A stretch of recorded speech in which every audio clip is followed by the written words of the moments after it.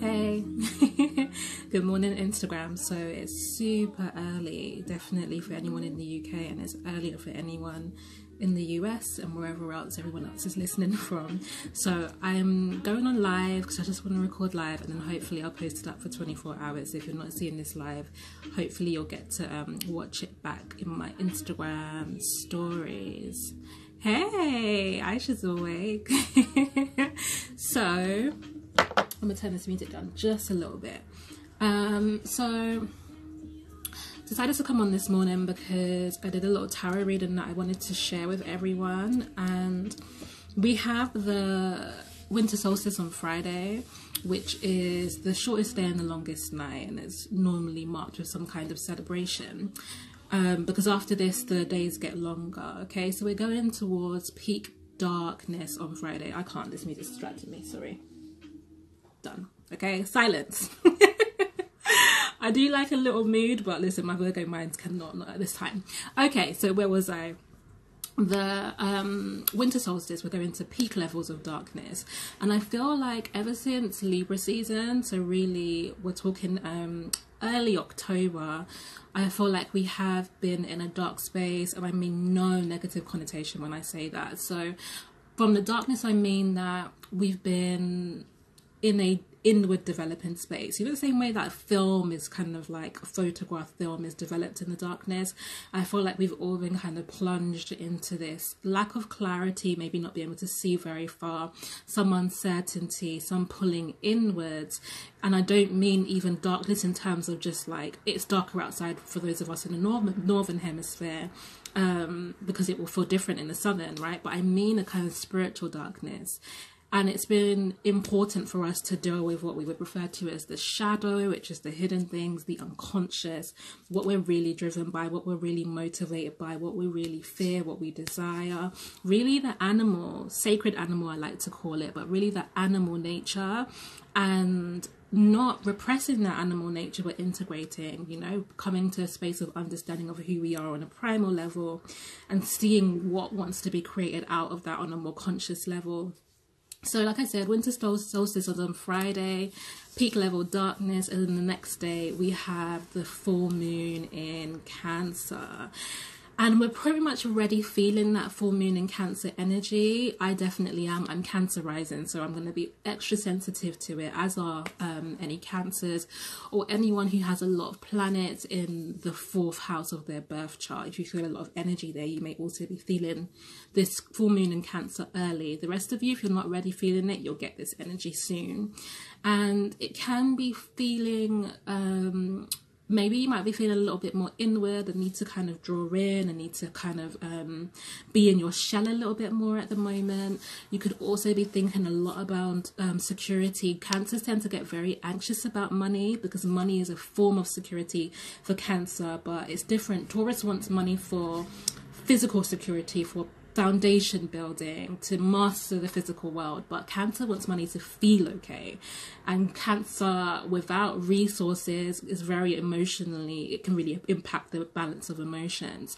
So if you're feeling particularly worried, plus right, it's, you know, the holiday season and people tend to get into a frenzy around purchasing or feel obligation to purchase. I personally am not buying anything for anybody, but that can also put pressure on the finances. So on that topic actually of purchasing, I want to say to those of you who, and it's if you indulge in gift giving and it feels good to you and it's a ritual you want to keep up, there's no shame from me in you doing that. For those of you who don't want to, who feel pressured into it, I know last year I felt I didn't want to do Christmas. The year before I did it on my own, I was happy. Last year I did the family Christmas and I felt really obligated to buy gifts and do all of that.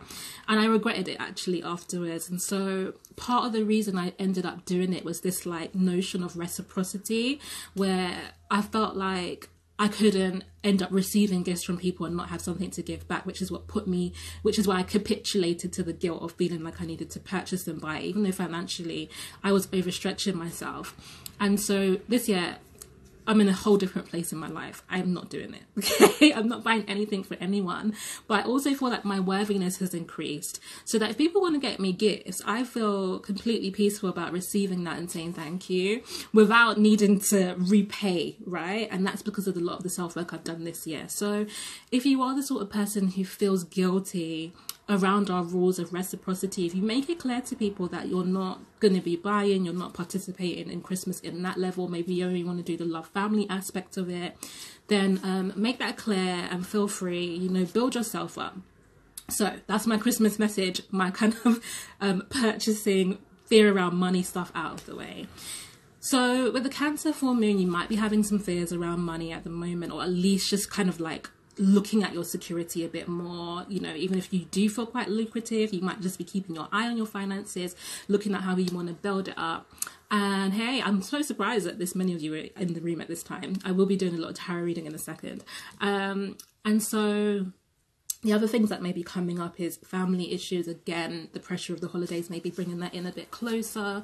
But you could also be thinking a lot about your past. The full moon will pull the past up for you. And for those of you who consciously think about the past a lot or process, then you might just find that you're doing that a bit more. For those of you who tend to suppress your past, or, you know, are very future focused or now focused, you might find that you start feeling issues of the past come up subconsciously, particularly in the form of dreams. You may feel quite triggered by conversations with people unexpectedly, and you might have unexpected emotions about things, you know, so like waking up with a lot of anxiety or feeling quite sad, you know, and all of these just being, you might not be able to place them and say like, I'm anxious about this thing or I'm sad about this thing, but it's really rooted in something a bit deeper emotionally. And so the full moon is a good time to start looking at these things. So I did a little reading for us, just because I can. And so I'm going to share the message that Spirit gave to me this morning, because I think it's a good one and it's important.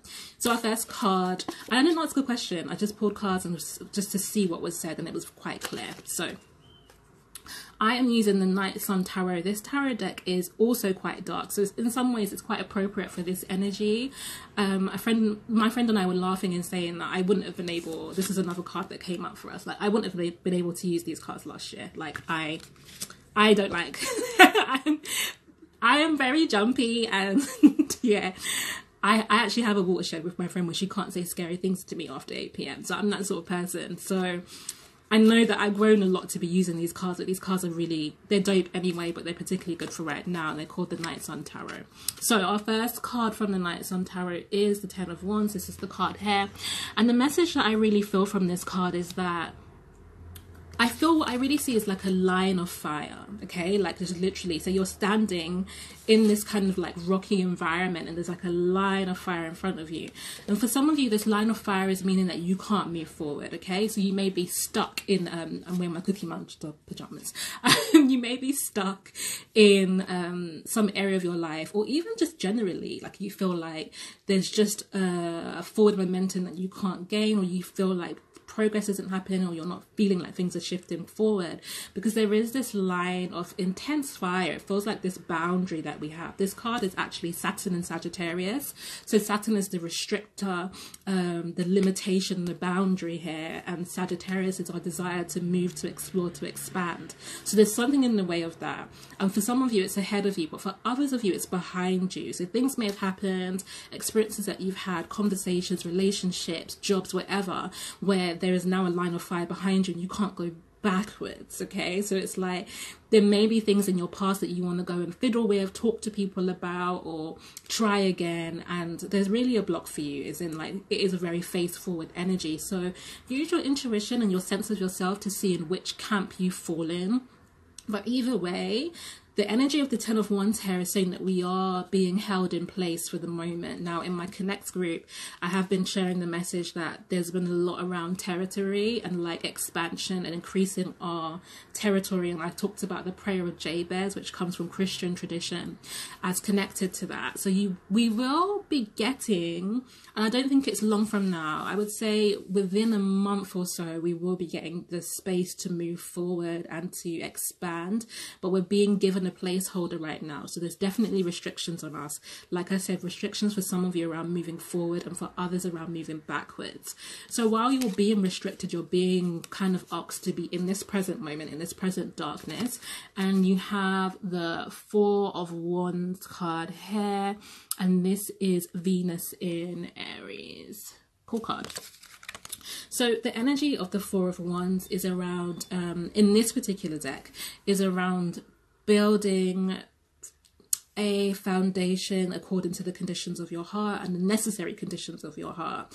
And the energy that came up when I looked at that card is the home is where the heart is. And obviously we're coming into this Cancer energy through the full moon, and Cancer rules home, okay? Rules home, rules the energetic feeling of home.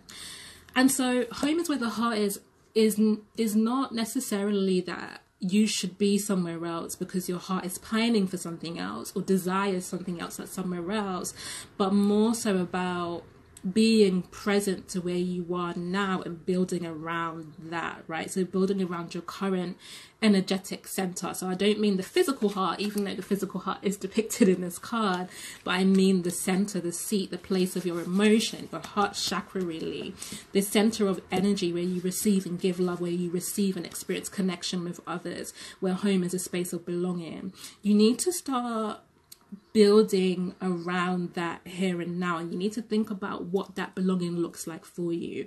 This is really important because a lot of us are experiencing isolation, alienation, feeling marginalized, feeling disconnected, feeling like we don't feel deeply understood by friends, family, the people around us, feeling cold and dystopic, which is really the energy and the culture at the moment, and very cynical.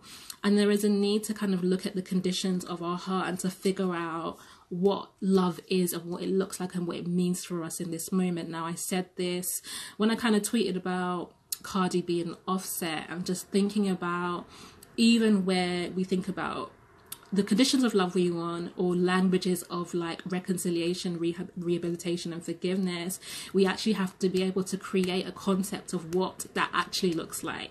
Like, we know what's toxic, hopefully. The culture is definitely catching up to naming and labeling what doesn't work for our hearts, but we need to start creating the conditions for what does. So this Four of Wands is saying, what do you need? In what ways do you need to be loved by yourself and by others? What things do you need to put in place so that your emotional well-being can be cleared up, so that you don't end up with recurring dreams and nightmares and broken relationships and this emotional pattern of feeling of being abandoned or rejected or not feeling like enough or feeling unworthy, or whatever patterns or kind of low vibrational energy you've been experiencing over the course of this year. So you need to learn, and you can only know that by art skin. So one of the things that I've been thinking about in terms of what I need is a different work-life balance that I've been working on this year, and I need a lot of time for rest, play and reflection, and that's where my creativity is generated from,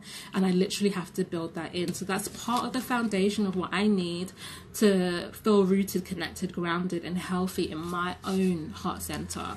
So you need to be thinking about that at the moment while you're being held in place by this line of fire, as I referred to. The next card we have is the Ace of Wands. You can see a lot of snake coming up out of the ground in almost like a branch form here.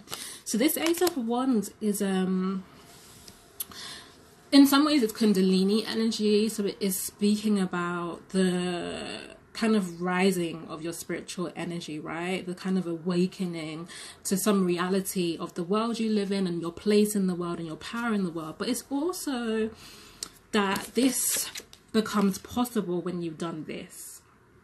When you build this foundation around the conditions of your heart, then your creativity, your power, your strength can rise up as a result of that, okay? And the snake here is the transformation. Now, the transformation is coming into more of a truth about who you are, but maybe I'm not saying that right. Maybe that's not true. What I mean is, it's like, through this process, right, of creating the conditions of your heart, I think you're going to see a version of yourself emerge more clearly. So there is a part of you that you don't really know yet, because it thrives under different conditions than what you're currently living under. And there's a need to kind of tweak your emotional and physical environment. Hey, Sim say smile. There's a need to tweak your emotional and physical environment so that this other expression of yourself can come up, right? And it is a very strong, fiery energy, and we see all one's cards so far. So this is really speaking to the spiritual impetus for change within us. So you need to create conditions, because as we move into 2019, January and February in particular, there's a version of you that wants to express, right? And it is a stronger, like tested through the fire version of you, and you need to create the conditions for that to happen. Now we've got 2 more cards to go, so our 4th card is the Star card here. See that? This is like I said, Night Sun Tarot, for those of you who are interested. I like this card. So the Star card is Aquarius. I would normally talk about it as hopes, dreams, wishes, you know, a journey towards something, but it's more than that in this particular image. For those of you who can see, there's actually milk dripping from her breast hair into the ground. Or I could say they, because it may be an androgynous character. But with this energy, what it's really saying is that once you've created these foundations, like this is a core message for us, is tending to our foundations at the moment, and you begin to see the impact of that, which is like change in your life and change within yourself and your self-expression to the world. It's really important that you nurture that, okay? So sometimes, like, we do certain things correctly or well, do you know what I mean, enough to get something started, and then, you know, we fall off by giving our attention to other things. And I'll give an example. I started the Connect Hangout group 6 weeks ago now, and it was just something that came to me, and I did it, and I'm very proud of myself because it was quite a large undertaking for me in the midst of what else I was doing, and I delivered that session consistently for 6 weeks, every week. Done, dusted, I'm happy, right? We're on break and I'll resume next year. Now, the Virgo in me is constantly tinkering at it and thinking about what it can be and how I need to change it. But the main message, how I would apply this message here, is to continue to nurture the thing that's just growing. You know, you have to keep planting, you have to keep working on that. You have to, a lot of us, and I think I might have said this as well somewhere, somehow, but we can be very caught up in the goal. And I did put this on my stories yesterday about how I was feeling. We can be very focused on the outcome. You want to change jobs, you want to increase your finances, you want to have a partner, you want to have a child, you want to travel, right? And a lot of our focus can be onto the next thing, onto the next thing, onto the next thing. But a lot of the time we don't realize that it is literally tending to this particular moment that leads to the broader scope of the vision. So it's great to have the vision, but in some ways you've got to relinquish it in order to be focused enough on the now moment to make that thing happen. And that's the message. The milk flowing from the breast hair is nurture what's yours and recognize that it's yours to nurture. So sometimes we get a bit caught up or down about who is or is not giving to our idea or our thing or our process, you know. But the fact that the milk is flowing from her breast is our message to us that we have what it takes to nurture the things that we need. Whoever's not partnering with you right now, maybe you're in creative partnerships where people aren't pulling their weight, you're working with people on things and you're just like, you know, that's okay. Do you know what I mean? Like, know that you have what it is to seed the next stage, and also that you may also, through the openness expressed here, right, through the vulnerability, through the expression of self, through the nakedness that is a result of this energy, you may also connect with people who are much more appropriately matched to what you want to do, whether that's in terms of creativity, relationship, next stage of your life. Last card then. Last card is the Six of Pentacles, and it comes after the Aquarius card here. And I really feel that this is the transformation of this energy, as in this figure grows into this tree. So the concept really is that as we nurture the small saplings of our lives, as we give to what is growing now, and it's more so important in this winter season, right, when everything is growing below ground, really, it's really important that we do that for ourselves. we will be able to transform our efforts into something solid, you know, into something that grows, into something. This is Moon in Taurus. So this is seeing the physical expression of our desires, right? Of our emotional vision. It's made physical manifest. We can be able to connect to people on a heart based on an emotional level, based on the things that we actually create in the world. Now, the other thing that I would say is the 6 pentacles that I see down here are almost like an offering left by the tree. So I feel like there are things that you are going to do based on the inner work that you're doing right now that will lead to more money for you, like really will lead to financial increase. It may be that you get opportunities like that come up outside of, like, even if you're in a full-time job, you may get opportunities to work on a project that brings you income. You may just find that people are a bit more generous with you. You may find that you get funding or some seed money to start something, but there is an energy here of an offering being given, but to what already exists. And this is important. You've got to start it. You've got to start it now, because some of us wait to have everything together before we do the next stage.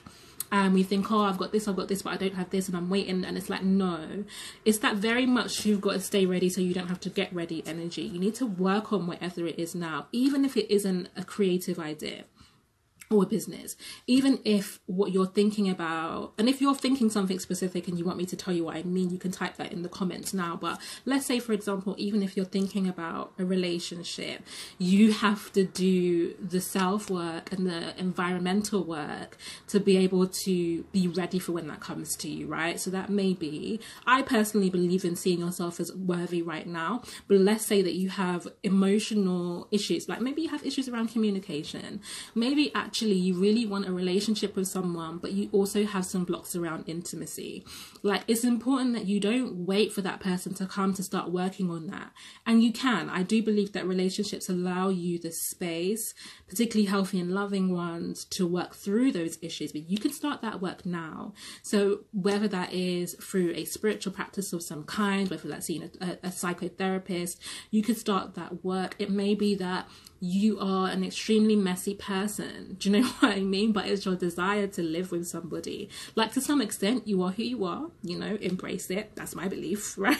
But you also might want to start putting in some habits for yourself that another person could tolerate your level of messiness, because you have, you know, a routine around cleaning up, like very simple things. But start thinking in the mindset of what it is that you want to create, because before it even happens, because what's going to happen is the person, the situation will come up, like it will come to you, and if you have something to give to, then, you know, you're good to go. I've just graduated as a mental therapist and I want to start my private practice, but now this fear is stopping me. Oh yeah, you know, we should be, it sounds weird to say we should be fearful, right? But whenever you're going to any next stage, anything beyond what you've already done, like, fear is ordinary. And it tells you that you're stretching yourself. If you felt completely confident, like, you're just not thinking big enough, you know, it's truth. It's like, oh, I can do that in my sleep. Then you need to stretch yourself beyond that vision. So the fact that you're feeling intimidated by your own dream, one, is healthy, and two, you just have to do it anyway, right? You do it with the fear in tow, like, and sometimes that fear doesn't go until months in, you know, while you're still doing it. But it's okay. Like, you make room for that fear, you acknowledge it, and then you do it. And you also, I'll say this for me, from when I started to connect, there were times when I felt a lot of self-criticism. So we got a few therapists in the room. I love that. We need Black therapists. That's dope. But I felt a lot of criticism towards myself, even whilst I was working on this. And other people were saying to me, it was wonderful, it was great, they loved it. And I was like, I don't know. So one of the things I found helpful is, one, having a friend, a confidant that I could really talk to about how I was feeling about it and receive that encouragement and that nourishment, but also taking some time out to address that self-critical voice in me and self-correct it, right? To recalibrate that mindset. So fear is natural, okay? Fear is natural. Fear lets you know that you're doing something that feels beyond yourself, but you know you should. You know you should stretch yourself to the next level. So the last part of this message as well is this Six of Pentacles tree card here also is a barren tree in some ways, right? It looks like the tree that we would see in winter. It doesn't have a lot of leaves. It has one apple or one form of fruit at the bottom of it. What the message is also saying here is that we are a little, the word that came to me is actually malnourished. We are a little tired, a little exhausted, and we don't really have much to give to people in this moment. And it's fine. You're meant to acknowledge that this is not, you don't do the same behaviors in every season of your life. And this may be a season where you're pulling in and regrowing and creating the energy to be able to produce more fruit. Now, I'll say this, right, and it's slightly on a tangent, but I have beautiful orchids in my room, and one of my orchids just went through like a couple of months of reblooming. It's got beautiful big white flowers, and I overwatered it the other day, and because of the stress of that, it's now dropping all its flowers. And I'm telling you, I was so gutted, man, because I watched it day by day. It took at least 2 months for her to rebloom, and it was painful. Like, I'm putting the flowers on my altar, so you know, I'm reusing them in some way, but it was painful to watch the very slow process towards creation, and then this quick destruction, and the amount of time I know it's going to take that plant to find the resources and the energy to rebloom again. It will be months. And this is why I say that it's really important that we look after our foundations now, because if we're in bad conditions, like my plant sitting in water, the things that you're creating and working on will take you ages to bloom, and then they'll be destroyed quickly. So it's a little metaphor for us to really check the conditions of our lives at the moment, and particularly the conditions of our feeling level, our emotions, and our community of belonging, right? Cancer cares so much about family. So that's the conditions of your bio family, people that you're connected through with blood. Are those healthy? Do you need more space? Do you need more closeness? That's thinking about your ancestral family. You know, do you have that concept of your ancestry intact? Do you know who's well on your ancestral line that you can connect with and receive support and guidance from? And that's also thinking about your soul family, okay? People that you vibe with on a spiritual level here, you become like a surrogate family for you. So these are all things that you need to be holding in mind. So that's your reading. I'll stay a little longer if you guys have any questions for me. You might want me to answer, and I'm going to read your comments. So if you've got any questions at the moment, make sure you type them now.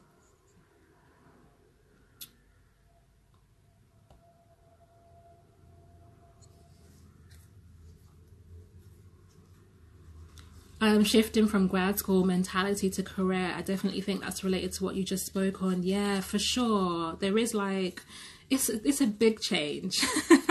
And what I'll say, and what I keep thinking about at the moment, is how we create a different vision of business, and don't just take the business cultures that we've kind of picked up from wherever we've worked as a kind of thing that looks successful, and apply it to the work that we're doing, particularly for those of you who are in kind of supportive roles, okay? So whether you're a therapist and you're also trying to work with your service in communities of need, that maybe Black communities, you really need to allow yourself to conceive of a new form, a new dynamic of business, right, that really prioritizes your personal wellness again. So check the conditions of that.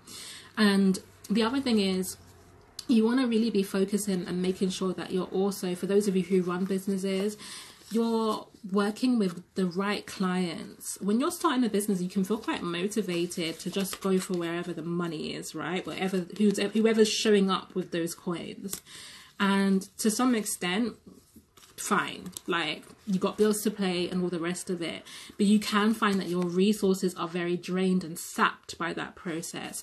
So it's important for you not just to do the practical steps of understanding your target audience or your client base and their needs and wants, but also doing the spiritual work of actually calling in the right types of clients for yourself. So spend some time in prayer, visualize the community you want to serve, visualize the people who are open and ready to receive the wisdom that you have to give, or the service that you have to offer. You know, you can do, I started doing this practice the other day, spiritual announcements. You know, one of the things I find is that I work with a lot of women and a lot of queer or non-binary folks for tarot, and very few cis heterosexual men are in a space where they feel comfortable right now to show up for this kind of inner work.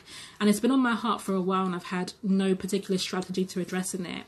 But recently I started just doing spiritual announcements, like, so in my meditation space, really visualizing the type of men and the form of masculinity that I feel is in need of this work and might be open to this work, and letting them know that it's a safe space and calling them to connect with me, right? And that's another piece of the puzzle. So we can do all the practical tools of, you know, filing your taxes and, you know, having efficient email systems. All of that's important. And as I just saw Tammy's message. Yes, as a Virgo, I love all that stuff. But we need to do the spiritual aspects of creating businesses that are healthy for ourselves and our communities. And that's working with people who are best set up to receive what you have to give. And so I'll tell you for a fact, I see far less clients now than I was earlier in the year and last year, far less. But I also see the huge transformation from the clients I do work with, and it's better for me. I'm going to read some more of your comments.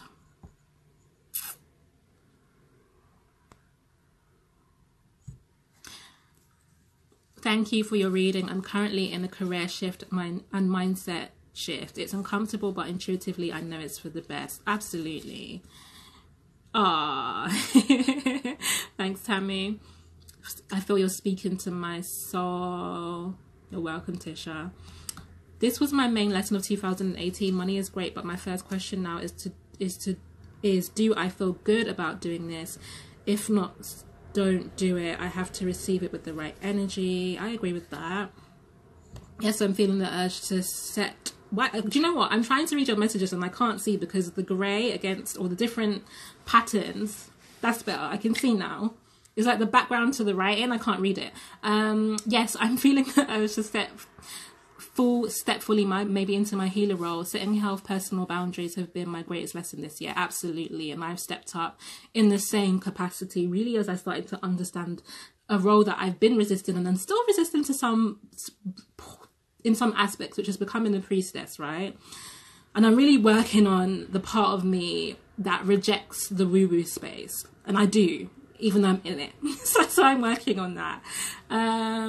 A child of two worlds. What's up?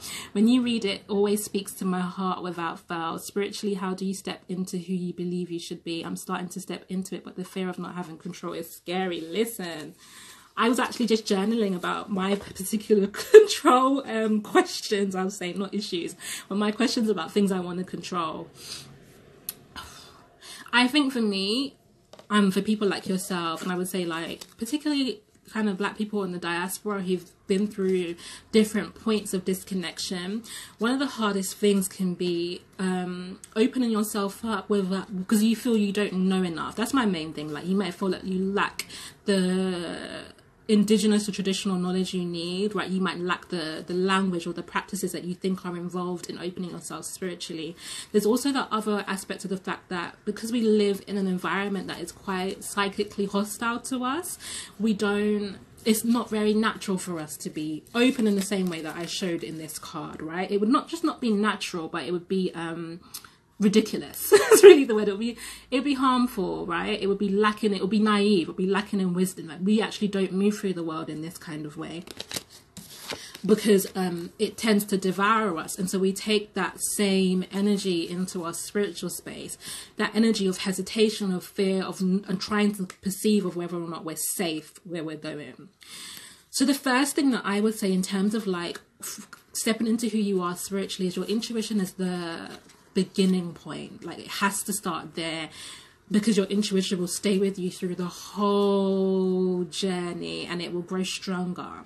And when I started like working with my intuition, the first question I had was like, how do I know the difference between fear and intuition? Or how do I know the difference between I'm intuitively being told to do something and I just really want to do it, right? And I was like, how do I know I'm not just deceiving myself? And I think one of the best pieces of work that we can use around that is body work, okay? So by body work, I mean is to start to be able to perceive yourself on a sensory level and to understand what your baseline of feeling is. So just have more presentness, more awareness. You can do this every morning. Just sensing your body. What do you normally feel like? What do you feel like at different times of the day? What's your level of flexibility? What sensations do you have in your body? And then recognizing how your sacred animal, your body, shifts in different environments and under different situations, because all of that is feedback to you. And it is like, for me, it's like the intuition is almost, you know, it's not the crown chakra, which comes from up here. Like your third eye chakra is something separate. And so for me, how I conceive of the intuition is, it's almost like, I think we have many brains in the body. I think the heart center is another form of a brain, but the intuition processes at such a fast level. It's so much faster than your mind. And I feel like your body is much better at responding to those quick synapses that come through intuition. So where you want to begin with in terms of sensing who you are spiritually is understanding your sensory responses to environment and taking action on that. So one of the other things that you can do with intuitive decision making, it's a little visualization game that I learned to hone my intuition with, is it's like option A, option B. Okay, so say you have a choice to make a decision to make, and it can be something as simple as, do I go today or tomorrow? Do you know what I mean? Like, I'm gonna make it really simple, no big thing, and it can use big things obviously, but you would, you know, take a few minutes, do a few deep breaths, close your eyes, bring yourself into a very balanced state, and then what you want to do is visualize yourself running through option A, running through, okay, I'm gonna use the gym. Okay, because I have joined the gym and I do need to go. So I would visualize myself going to the gym today, leaving the house, getting dressed, you know, walking down the road, and sensing how my body is responding to that image. And then I would visualize myself the option B, right? Like doing it tomorrow. And I can already feel, even as I did that immediately, that my body said, no, do it today. And so these are the small cues, and I don't want to do it today at all, I'm going to be honest, but I just felt that I'm not supposed to leave it till tomorrow. So these are the small cues that you can start to use to build that language with yourself. That the more you build up that internal language on the most basic things, is the better you become at seeing signs, symbols, synchronicities, and your goalposts. And those goalposts will lead you to the recognition of who you are on a spiritual level. So there's always that. And of course, you can work with people who have gifts of insight and seeing to help you. So for me, it is also, of course, you know, using tarot work. One of the questions I love to ask is like how you're showing up in your life in terms of your spiritual growth stage. That can show you who you are on a spiritual level. And with my moon level tarot reading, I do go quite deep into, so a child of two worlds knows this because you've had this session, but I do kind of go quite deeply into assessing where and who you are spiritually and what energies are coming up and what work you need to do.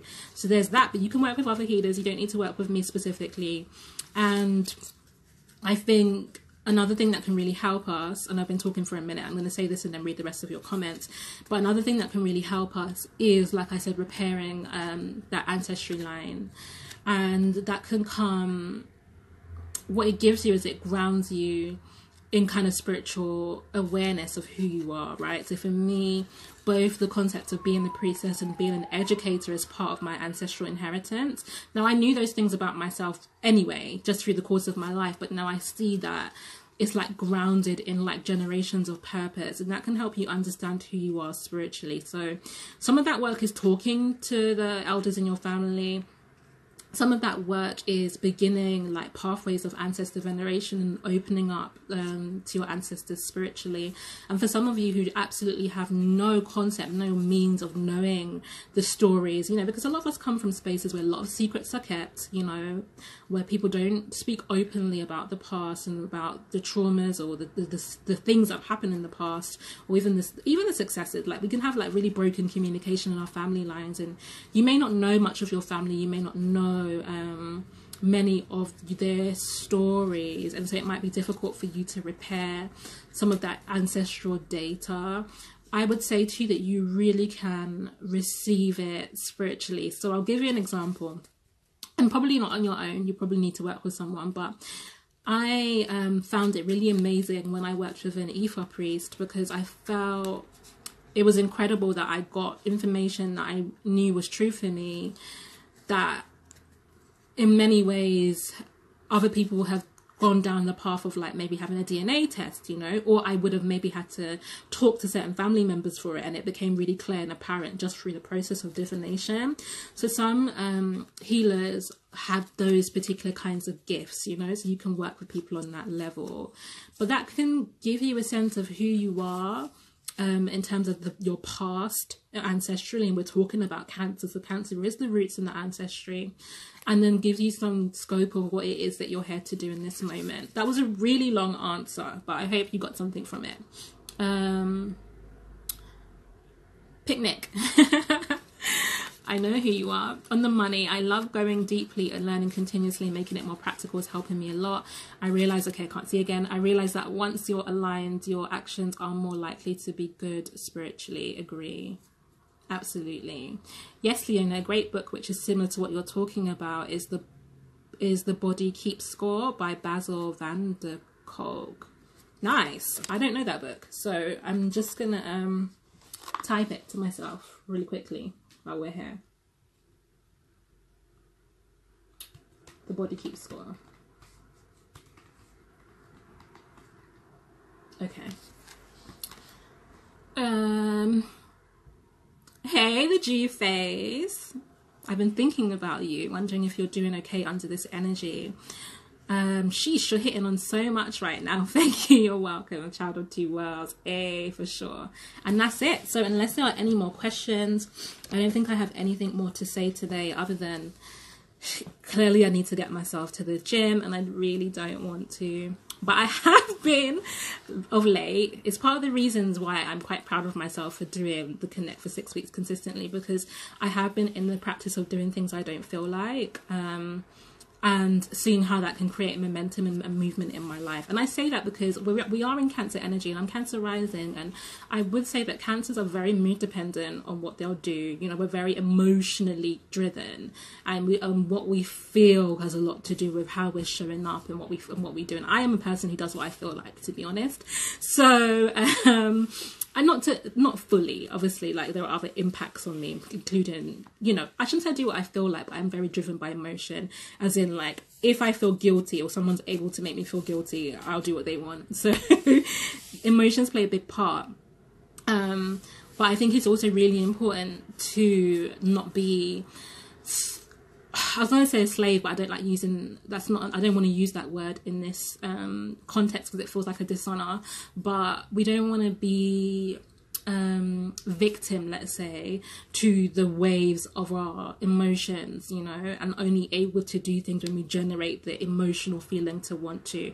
There is a need to be able to habituate ourselves to doing what's good for us, because we do have aspects, right? We do have an ego, a physical self that's not interested, you know, and doesn't want to do it, like the part of me that doesn't want to go to the gym. But I've told you all, so it looks like I'm gonna have to do it. So I'll let you know later. Maybe I'll share a gym picture on my Insta stories. Just a big thank you, and sending you love, gratitude, and growth to you. So much love. It was fun to hang out, everyone. Mwah, mwah, mwah. I hope you have a beautiful rest of the week, and I will see you again soon.